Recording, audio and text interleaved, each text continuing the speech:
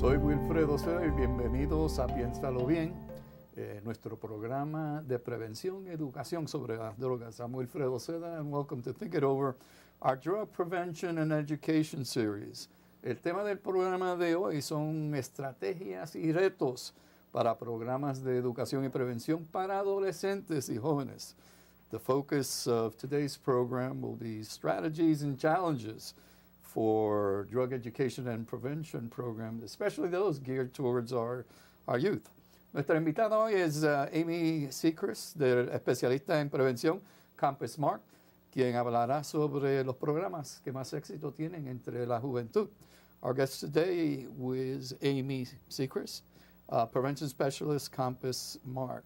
Vamos a empezar con cuáles son los servicios que ofrece Campus Smart. Amy, why don't we start with what are the services that Campus Mark offers the community, and what's your role within Campus Mark? Sure, Wilfredo. Campus Mark is a prevention agency, and we've been around a long time, since 1966. Wow, I didn't realize. Yeah, for a long time, and we just celebrated our 50th anniversary. So that entire time, we've been dedicated to education and advocacy around addiction. And then in the 70s and the 80s, our prevention programming got very strong. And so when we're talking prevention, we're usually talking about kids, right? It doesn't have to be children, but it's usually children. And we try to work with them to raise their life skills. Basically, our programs are meant to increase their ability to turn away from drugs, gambling, that kind of thing, and have the ability to regulate themselves, to be okay without turning to something that's bad for them.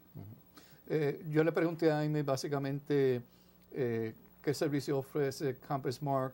La cosa más importante es prevención, educación para que la juventud, tienen un gran enfoque en la juventud para que la juventud pueda resistir todas estas influencias sobre drogas y otras cosas que quizás puedan afectar su vida.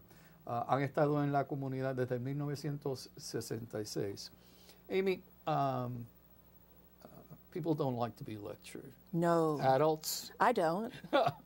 And especially young people. True. How do we break that barrier when we're talking about prevention to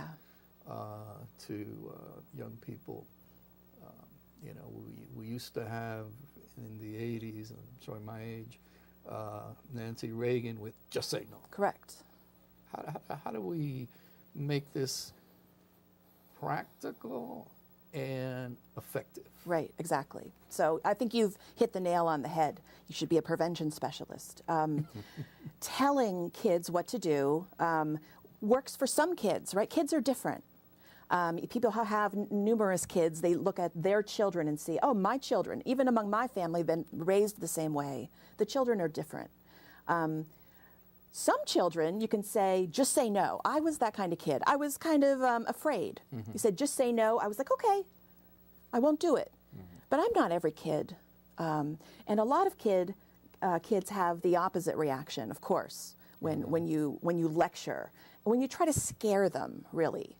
A lot of people, their first instinct is prevention, we're going to scare them. And you have kids who are rebellious. You have kids who become so highly anxious by that message that then they can't make good decisions. And then we see other kids that just become numb from that. Maybe they're overwhelmed. Maybe they have addiction in the family. That just it's an overwhelming message and there's nothing going on. So we want to reach all kids, not just the kids like me who weren't risk takers. So prevention has, over the years, turned into a relationship with kids rather than standing at the front of the classroom telling them, this is what alcohol does to your body. It's very, very bad. It is bad, and they need to know a little of that. But we need to have a relationship with them where we are raising them up. There's a lot of different ways to do that. Let me do a Spanish language recap on what you just said. Una de las cosas que Amy quiere enfatizar es que yo mencioné que durante la década de los 80 la esposa del presidente Reagan decía simplemente di no. Y eso era el mensaje para especialmente la juventud.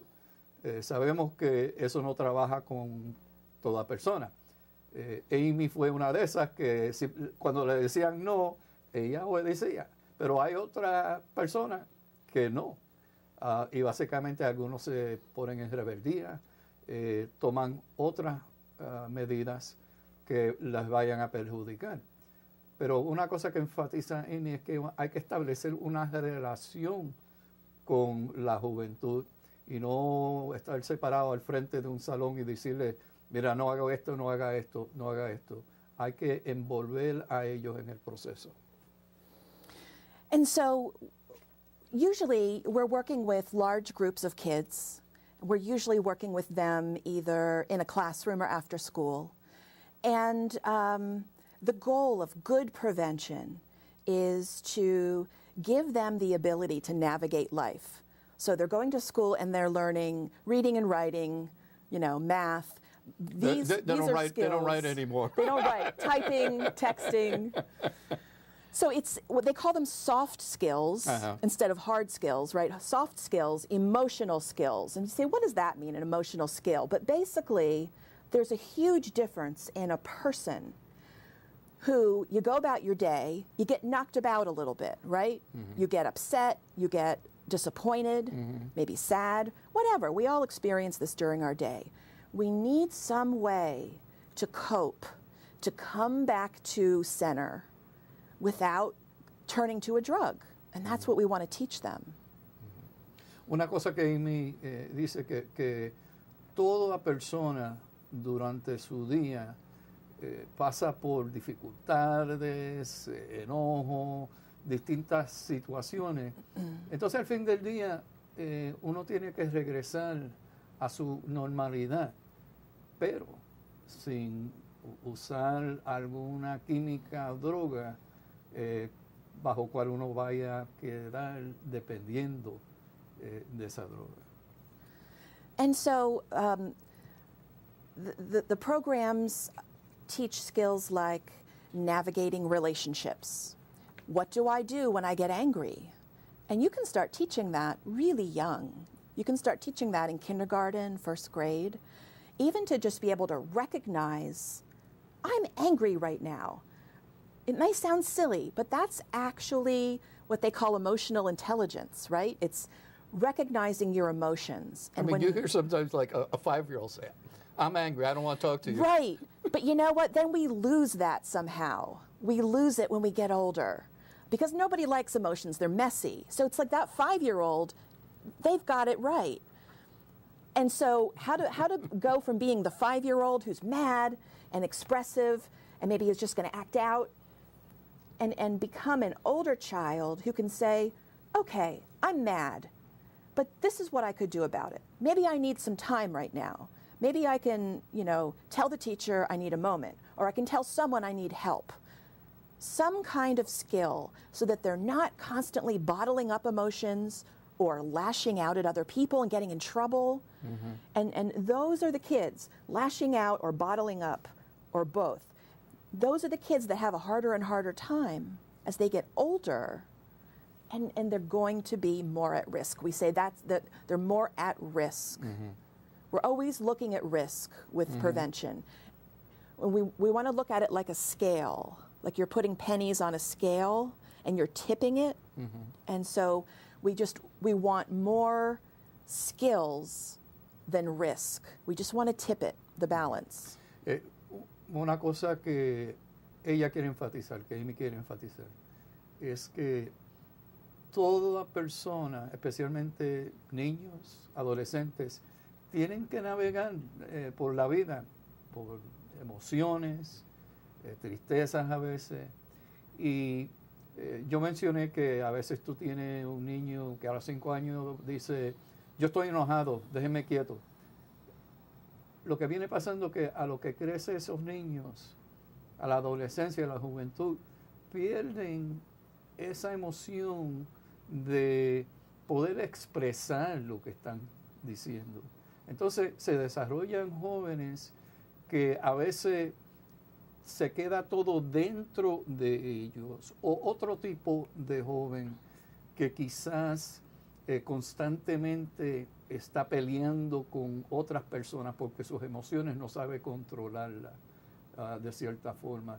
Y queremos un balance, crear un balance entre la juventud para poder navegar esas emociones.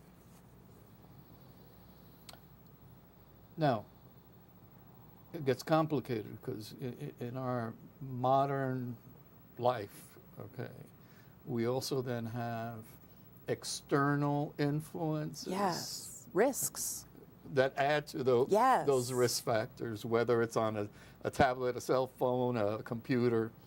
How do we help young people with those added pressures? Right. So I think what's important, both for professionals like myself doing prevention, and for parents and grandparents, aunts and uncles, anybody who loves a child, is to be considering what is my child's risk? What is this child's risk that I love? And how can I be really active in adding what we call protections? And so it's very complex. It's not just peers anymore, like you said. It's not just friends. So we want to always be remembering, first off, that this child that we love needs to hear from us. It's very simple in a way, but it's not. The research shows us that it has an effect when you just tell a kid what you expect, what you would like them not to do, as a conversation. But be very clear. Be very clear and express it. It's okay to talk to younger kids about alcohol and marijuana. It's okay to say those words. It's not going to make them use it. And to be very clear, my expectation is that you're going to wait until you're 21 to drink. And do you know why? It's because I love you. And you know what else? Your brain doesn't handle alcohol like an adult's brain. That's why we have these rules. And then get the kids' input. That's not always easy, right? Because who knows what it's going to be. Right. But being able to actually have a conversation before anything goes wrong, especially if there's addiction in the family, it's so critical because a child's risks go way up just from what they've inherited in their DNA.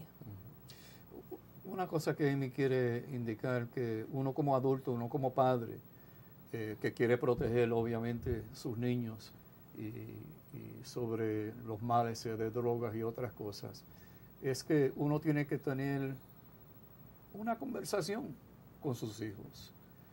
No estar otra vez dando una lección, sino sentarse y tener una conversación.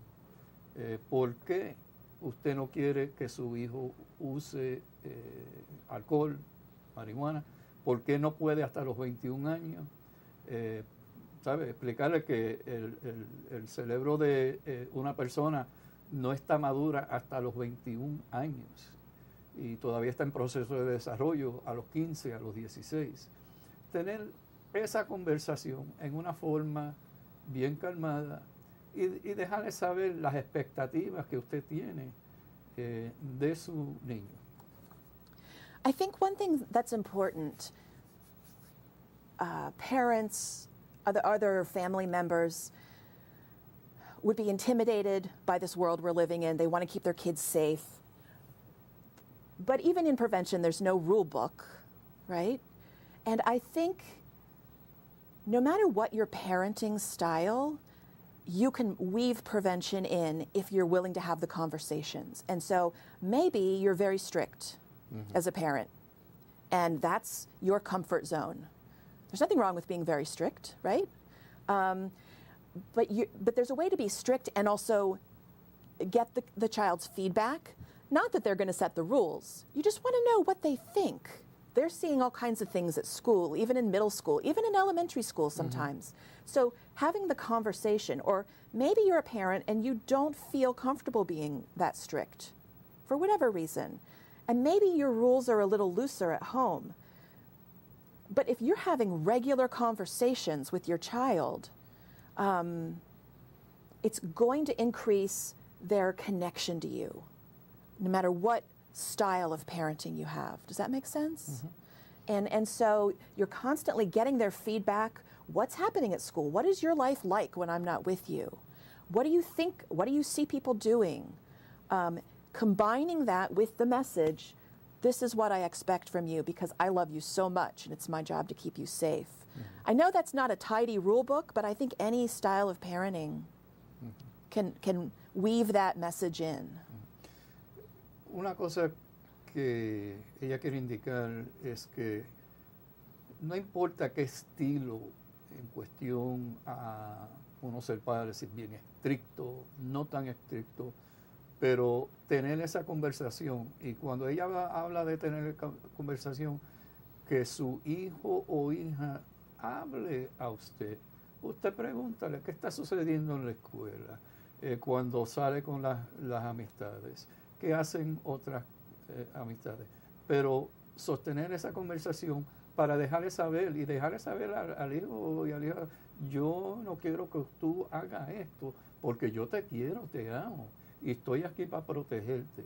Y esas son cosas importantes y como ella dice, no importa qué estilo tú tengas como padre, siempre la cosa importante es tener conversación, escuchar y hablar con sus hijos. And to get a little more specific about what kinds of prevention programs are out there are programs in schools and there are programs in communities. So some programs, it has to be in your child's school. And one thing parents can do, or any other caregivers, is call the school, maybe call the guidance counselor, maybe call the assistant principal and say, what are you doing for prevention? Because you know what? It's very different in all of the schools in Lancaster County.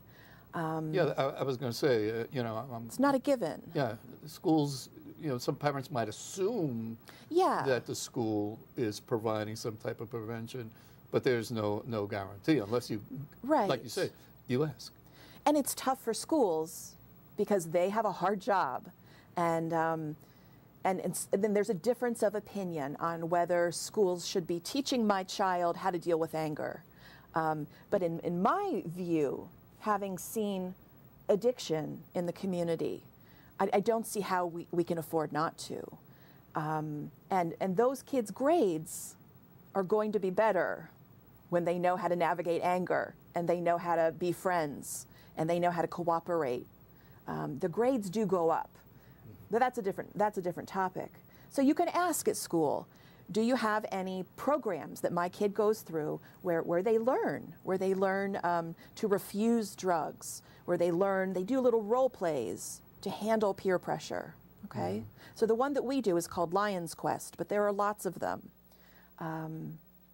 Then you go out in the community and there are community programs for your child.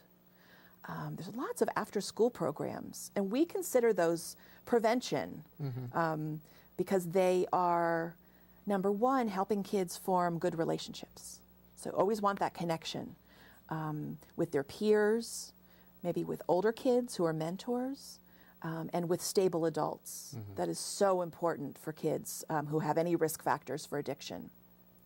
But then they're also just having fun, and they're safe. And these are things that are, of course, all really important after school. Most people know that. So we have a program here in Lancaster City called Future Generations. So the children in the program have a few more risks than your average person. Maybe mom or dad is overseas in the military. There's some reason why there's a little more stress on the family. Right. So the more risks, the more services a child needs. I said that I didn't, I was scared to try anything when I was a kid. I didn't need much prevention. But there's a lot of kids who, for whatever reason, they have a genetic component. They have a relative who is addicted. They need more prevention. Let me do a little recap here in Spanish. Hay varios programas en distintas partes del condado de Lancaster. Hay algunos en la escuela, pero es importante saber que no todas las escuelas tienen programas y es importante que ustedes, los padres, llamen a la consejera o a un viceprincipal y preguntarle qué tipo de programas tienen para prevención de drogas, qué clase de programas tienen que quizás para desarrollar cómo uno puede desarrollar relaciones positivas con los otros alumnos, con otros jóvenes un poquito que puedan ser mentores o un adulto o adultos positivos. Y es importante que ustedes los padres pregunten qué tipo de programa, porque no es garantizado que cada distrito va a ofrecer algo. Otra opción es que hay programas en las comunidades. Compass ofrece programas fuera de la ciudad y dentro de la ciudad. Y en la ciudad hay un poquito más niños que están a riesgo debido a que quizás hay un padre que está fuera del hogar porque es militar, está trabajando en otro sitio. Se necesita ayudar y orientar a esas personas cómo tener relaciones positivas otra vez con otros alumnos, otros niños, otros más adultos que puedan ser mentores y también con adultos positivos. There are now children that live in homes, okay, that at least alcohol and marijuana is normal for that family. That's correct. Okay. How do we address that scenario? That's really tough. There's a lot of children who are growing up around substances, especially alcohol and marijuana. And when we look at our scale, Mm-hmm. If the child is safe at home, you know, and children and youth doesn't need to get involved, then the child still has risk factors. You know, a parent or caregiver drinking in front of a child, drinking a lot, having a very positive attitude towards, say, alcohol, a definite risk factor. And that's when the argument that children need to be taught this at home. What if they can't be? What if it's just not available to them to learn how to be around alcohol at home? They need to learn at school or somewhere else in the community how to be okay without using substances like that, because they have a huge risk factor for doing it themselves. So we want to be surrounding that child wherever we can with support, having that child be able to talk to trusted people, encouraging that child's relationships with their friends. That child needs lots of support, lots of connections. And it would be wonderful if we all just filled in where parents couldn't. You know, sometimes parents just can't. Mm-hmm. But unfortunately, we usually need to have programming. We need to have a formal system, you know, to help children in that situation. So, an example, say a child in middle school, mom and dad at home drink and occasionally smoke marijuana in front of the child. A child has a risk factor, so I would want to see that child be able to go to an after-school program where they can learn other skills and where they can really learn how to get what they need in case they're not getting it at home. I would want them to be able to see their school counselor. I would love for them to be able to see a counselor just to talk out if things are tough at home. You would want as many supports around that child as possible. Yeah, and I think the other thing with the child would be society says too much drinking and marijuana is bad, but my parents. But I love my parents. I love my parents. Absolutely. So the children with risks, they grow up to be adults. And we all have a story, we all have a past. But what you see with people who either we say abuse substances or are addicted to them, is that they often have trauma in their past. They had just too many hurts for them to deal with without turning to substances. Almost always we see that. And so their parents aren't bad people. And if their parents have an addiction, it's a medical disease. They need help. They need help. And that child needs to be talked to about the reality of their home. Your parents have a disease, you love them, and that's okay. Le pregunté a Amy, hay situaciones donde hay niños criándose en hogares donde beben los padres, fuman marihuana. ¿Qué pasa a esos niños? Una de las cosas que esos niños necesitan algún programa para distinguir el uso de sus padres versus cómo ellos pueden tener éxito en su vida. También si son padres que están adictos a sea alcohol o fumar marihuana, esos padres necesitan ayuda porque están enfermos. Pero esos niños tienen que aprender y de la forma que pueden aprender es con programas como lo que ofrece Amy para puedan saber la distinción entre que la sociedad dice que la marihuana y el alcohol, el abuso de alcohol es malo, pero sus padres lo están usando. Y esos niños quieren a sus padres. Son conflictos que quizás los programas que existen para la prevención le pueden ayudar o consejería.